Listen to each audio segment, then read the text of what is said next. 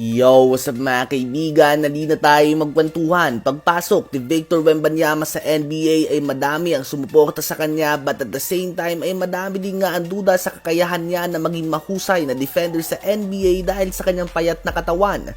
Ganun pa man, it's safe to say na walang alam sa basketball ang magsasabi nito hanggang ngayon matapos ang pinakita niya sa kanyang rookie season, kung saan we can easily make an argument na siya ang best defensive player sa buong NBA as a rookie. Sadyang kinulang lang sila sa mga panalo upang makuha niya ang Defensive Player of the Year award. Ganun pa man na wala na nga ang duda sa kanya ng mga fans.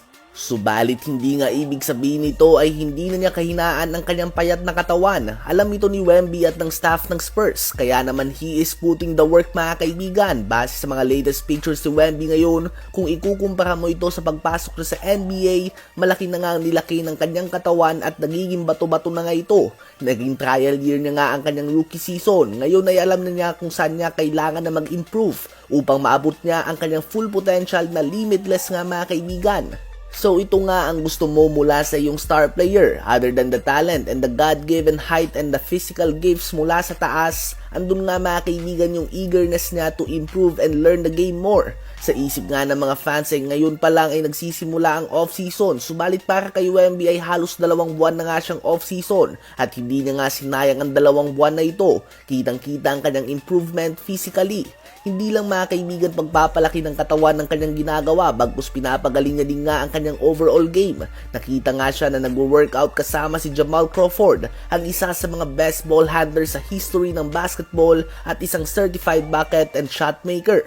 Sa ngayon ay walang duda na payat pa din nga si Wemby kung ikukumpara natin ito sa tulad ni Giannis. Ngunit decent improvement na nga ang kanyang pinapakita at hindi naman ito pwedeng biglain lamang na magpalaki ng katawan dahil injury nga ang magiging resulta nito kapag ganun ang ginawa niya. May kita nga natin ang yearly development ng kanyang katawan. Unang masusubukan ang bagong build ng katawan ni Wemby sa Olympics kung saan inaasahan na maglalaro siya kasama si Rudy Gobert na 4-time Defensive Player of the Year at number 1 prospect sa draft ngayon na si Alexander Sarr bilang ang frontcourt ng host country France. Sa isang interview ay sinabi niya nga na pangarap niya na manalo ng gintong medalya at pangarap niya na talunin ng Team USA sa Olympics. Well, ito nga ang tsansa niya, isang legendary lineup ang ibabandila ng Amerika. Andyan nga ang mga regular season and finals MVP LeBron James, Stephen Curry, Kevin Durant, Joel Embiid, and Kawhi Leonard. Possibly future MVP kay Anthony Edwards and Jason Tatum. Best perimeter defender sa NBA kay Drew Holiday, NBA assist leader kay Tyrese Haliburton at iba pa. May pagkakataon siya na pangunahan ng France sa biggest upset sa kasaysayan ng basketball sa harap mismo ng kanyang mga home fans na sinusuportahan siya simula pa lamang nung siya ay isang batang prospect.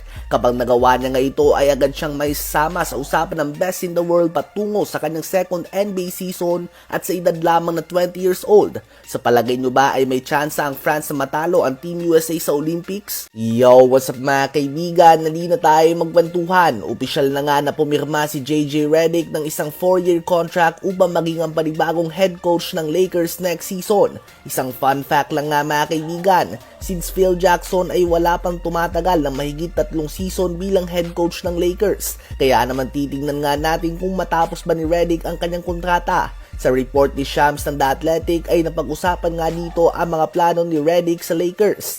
Ayon dito ay plano nga ni Redick na mas gamitin si AD sa opensa lalo na sa late game situations. Si AD nga magiging number 1 option ng opensa ng Lakers at ibababa ang trabaho ni LeBron bilang isang ball handler upang manatili itong fresh patungo sa playoffs given na soon to be 40-year-old na nga ang 4-time MVP. Ayon din sa report ni Shams ay kasama si Anthony Davis sa hiring process at naging supportive umano ito sa Lakers na kunin si Redick bilang ang bagong head coach ng team. Isa pang nabanggit dito ay planong i-develop ni Redick si Austin Reeves, Max Christie at Rui Hachimura. Asahan nga na aakyat ang minuto ni Max Christie next season. Yun nga ang main plan ni Redick sa ngayon. Ganun pa man titingnan nga natin kung may execute na ba ito dahil narinig na natin ito noon na babawasan ang ball handling duties ni LeBron noong dumating si Russell Westbrook sa team at nakita nga natin ang resulta nito na hindi maganda. Ayon din sa agent ni Austin Reeves ay ipapakita umano ni Redick ang ibang klaseng parte ng game ni Austin Reeves na hindi pa natin nakikitang lahat. Magandang kuha nga daw ito para sa Lakers at big year nga daw kay Austin Reeves next season dahil kay JJ Redick. So ayun nga po mga kaibigan, so far mukhang on board nga ang tatlong main players ng Lakers at titingnan natin kung magagawa pa din ni Redick ang mga plano na ito kapag naramdaman na niya ang pressure ng mga fans ng Lakers. Magkaroon lang nga siya ng back-to-back loss, tiyak na uulanin na siya ng batikos. Wala ngang learning experience para sa Lakers. First-timer ka man o veteran coach, kapag pumasok ka sa franchise na ito, ang expectations kagad sa'yo ng mga fans ay ang magkampiyon. Ano ba masasabi nyo tungkol dito?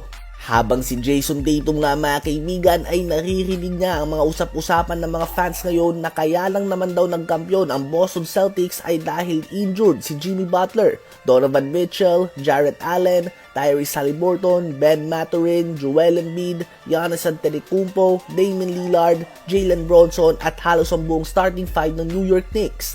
Ang Dallas Mavericks nga daw ay nakipagbugbugan sa West kaya naman pagod na ito pagdating sa NBA Finals, habang ang Boston Celtics naman ay easy road lang nga daw ito sa Eastern Conference. Well, ayon nga kay Jason Tatum, malamang ay sasabihin nyo na wala naman kaming nakalaban patungo sa championship, kaya naman gagawin na lamang namin ito ulit next year. So ayun nga po mga kaibigan, mukhang kumpiyansa nga si Tatum na kayang-kaya nila na mag back-to-back next year. Isang bagay na wala pa nakakagawa since 2018 Warriors. Simula nga 2019, ang mga champion na team ay hindi nakakalagpas ng second round at agad ditong napapauwi sa playoffs. Sa palagay nyo ba ay kung healthy ang lahat ng teams, Boston Celtics pa din ba magkakampyon?